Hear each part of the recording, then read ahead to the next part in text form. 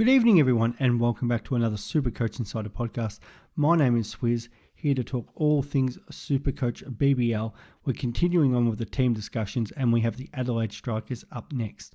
Before we get into that, as always, check us out on all our social media platforms, including YouTube and Spotify, and contact us via Twitter, Supercoach Insider 100 or Swizz26.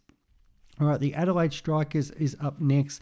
Very interesting for a starting team because they do not have a double for round one, unlike some of the other teams out there, but they do have the only double in round two, followed by a bye, and then a couple of single matches before the double in round six again, which is against Perth in a home and away fixture, which is very interesting.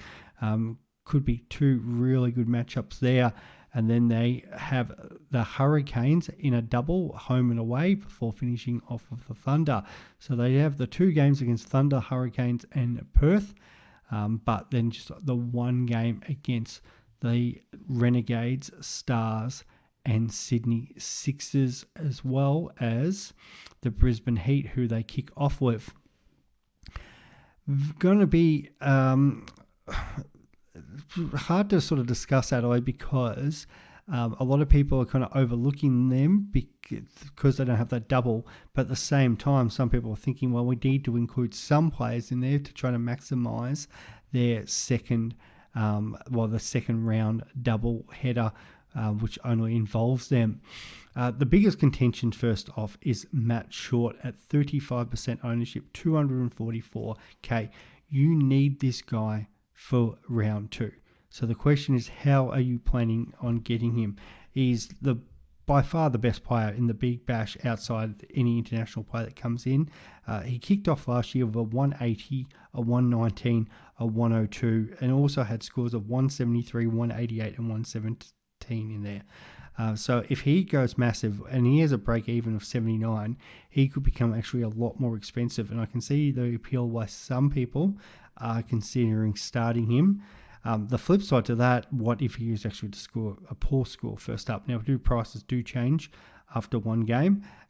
In this, he is projected to score a 50.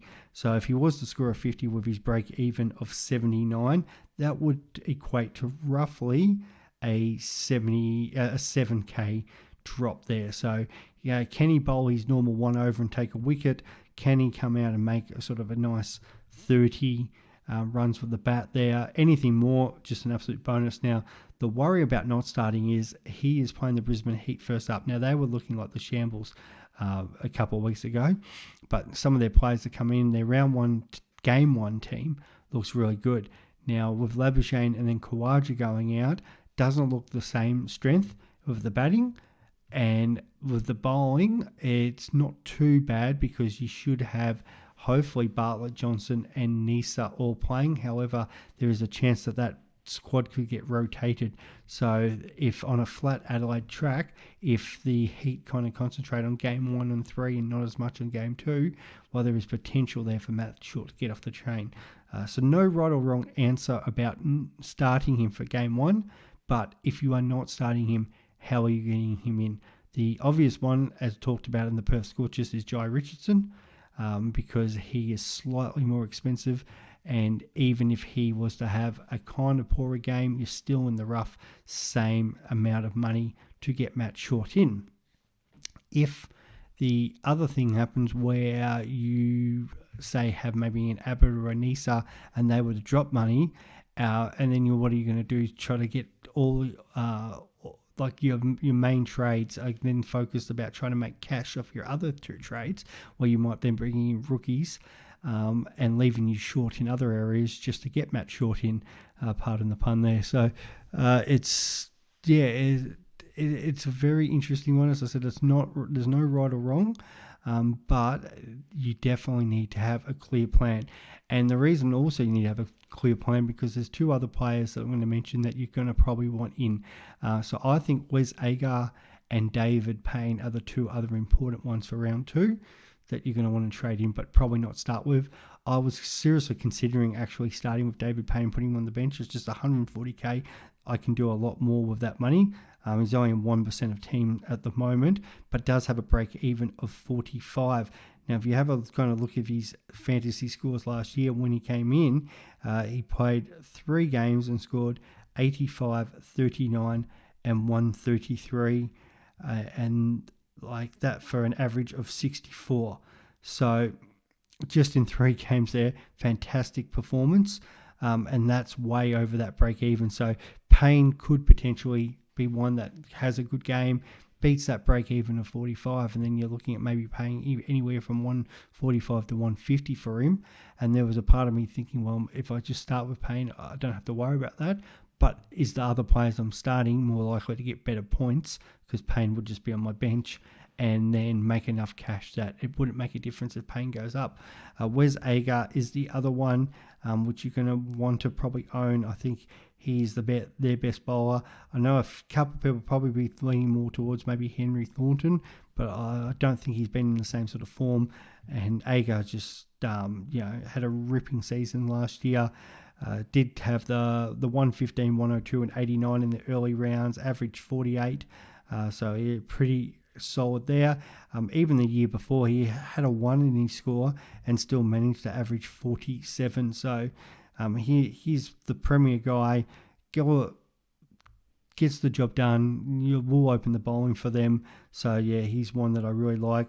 Probably compared to Thornton, a little like Thornton had that 260-point game at the start of last season, but he also had 7, 9, and 9. So very yo-yo like there. Yeah, has the biggest ceiling. And even the year before in the game he played 170. He scored a 172. So he can really hurt you if you don't have. But the flip side to that is he scores are all over the shop. Where Agar, I think you know what you're going to get from him, and I'd probably rather back him in for that round 2 game. So let's hypothetically say you're not going to burn a boost for round 1 to round 2. You don't start with Matt Short, so that's one trade done, and hopefully it's Richardson, or you've already got the cash left to get Nisa or Abbott or whoever you're starting with to get up to Matt Short. Then you've got David Payne, Agar, and maybe Thornton as your other options. Now, I've heard some people talking about maybe I go a cheaper option. Jamie Overton does come into play there, but how do they kind of line up with their bowlers? Bazley's injured at the moment. Will he be back for the double? Potentially. So does that see Thomas Carey, the extra batter, go? Bazley comes in and bowls them overs. I think it's down to Magnetti versus Boyce. I think Magnetti's way ahead in that spinners option. So you've got the 3 quicks there in Payne, Thornton and Agar, probably Magnetti, and then you've got probably Bazley and Overton bowling overs. The problem with them, very much like a Paul Walker or a Stoinis, how many overs will they actually bowl? Probably going to split those overs over those double games. So do they come as important? Maybe Overton a little bit more than what a Bazley would be, especially considering the price. Adam Hose, Chris Lynn, very expensive for just batsmen. It's in particularly Lynn at 167. In saying that, we know Chris Lynn is been an absolute freak for a long time and still has the ability to score big scores. Had a 3-game period there last year where he scored a 117, 109 and 105. So can be very damaging. But I will always lean towards going bowlers over batsmen in this case. The potential to also start cheapies is something that you got to think of. So at the moment, I've been looking at Magnetti, Ben Magnetti. Probably butchered that again, but his break even of 25, very achievable. Even last year in his limited opportunities, he scored a 50, 38, 10 and 6. So there's 2 scores over that 25. And then even the previous year played the 1 game and just got a 52, and the previous year before that had a 50, 64 and a 46 amongst a couple other lower scores. So that break even, very achievable in that 1 round. And you would think if he's playing as the main spinner, which he probably hasn't had that much of an opportunity to do, especially against potentially a weakened heat batting lineup for that round 2 game, he should be able to reach that. And I think he's the one that could probably spike up a little bit more in value compared to others. So that's sort of the debate of going, well, I think he, as much as he could be a downgrade option for players to get in for that round 2 bye, at the same time, he might get himself up to an 80 to 90k, and then that's less money that you could have needed to spend by now getting in a Payne or an Agar, who will obviously be around their same mark, if not even slightly cheaper if they would have a poor game because of the higher break evens that they have. Whereas Agar, for example, has a break even of 48. That's pretty well where he kind of sits for his games, but as I said, for a double game, what you can get out of him. The most popular player owned at the moment is Darcy Short, 40%. He's come across from the Hobart Hurricanes, break even of 22. So for Darcy Short, that's very manageable. No Rashid Khan in that lineup, so there is potential also for Darcy Short to bowl. Just a shocking year for his standards last year. He had a 50 and a 43, and there's nothing else of note to talk about. Now he's more on that batting-friendly Adelaide pitch. Won't have the pressure on him because Matt Short will be the main man. The previous year he averaged 50 down there for Hobart. Got the triple ton 3 times plus a 98. But if we go back to that 2021 season, that's where he ranked 6th overall, averaged 57.5, and did have some massive games there. So we know the guy's got the ability to go huge. And definitely somebody that you need to consider. He's going to be opening the batting for Adelaide, so that is one part ticked. It's just a matter of can he make the runs. In that year, in 2021, he did get his value up to 206k, so I don't expect that from him, but as a cheap option to start with on your bench, and somebody who could very easily come out and make a 30, 40, 50 in that first game, you could be seeing a price rise there, and then again you're going to be paying a bit more for him. I like the idea of at least starting 2 of these Adelaide players on your bench, and in particular, if you can, 1 in the bowlers, 1 in the batters. Does probably make it easier to potentially even loophole or just stick there and stash there for that round 2 game. Magnetti and Short make life a lot easier because you're not having all that value, where Matt Short, for example, you have to then have on field, and with so many double game players, is that going to leave you short compared to everybody else? So if you've got those 2 Adelaide players on your bench, that means with 3 trades, and you're going to probably be trading 2 Heat players and then that other player to get Matt Short in if you're not starting him already, and that will get you 5 players, which will be probably around the mark for the double. I don't think you want less than that because most top players are going to have 5. The problem is you don't want 6 as well because they have to buy the next week. Yes, you could potentially carry them because they do have the double to around 6, but usually you only want 1 in each section, and they don't really have a keeper. As much as Nielsen's been there for a long time, 63k for a reason, because he bats, and he could potentially bat down at 9 in this team.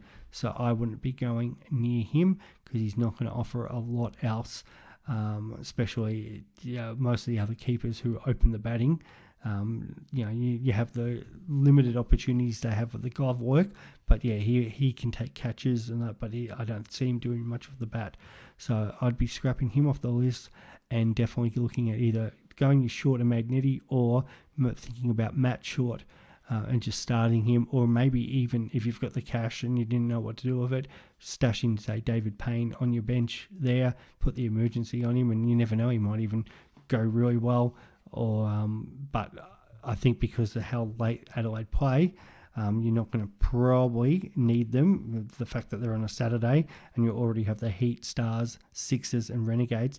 But you could potentially do something with Dave Payne or even Magnetti into, say, a Cooper Connolly, for example, if you were going there.